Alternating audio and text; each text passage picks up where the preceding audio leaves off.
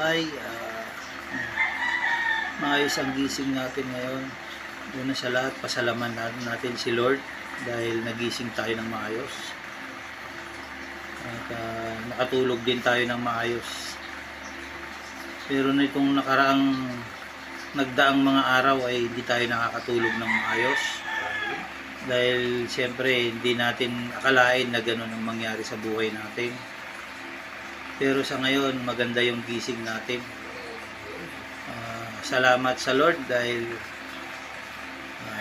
binigyan tayo ng kalakasan at kagalingan na nagmumula sa Kanya. At ito pa, may bonus pa. Meron pang paggising natin, may pandesal na kagad at may kape.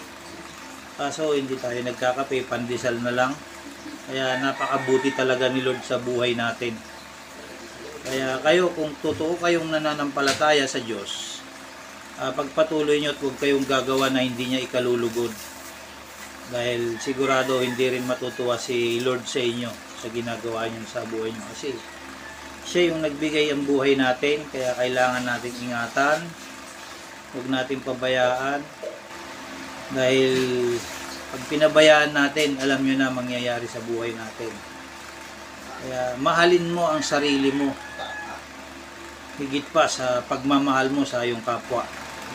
Kaya ang pinaka-importante dyan, si Lord lagi ang unahin natin.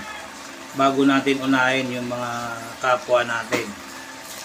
Kaya maraming salamat Lord sa buhay na ibinigay mo.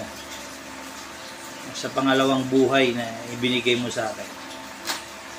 Kaya Lord, salamat muli. And God bless.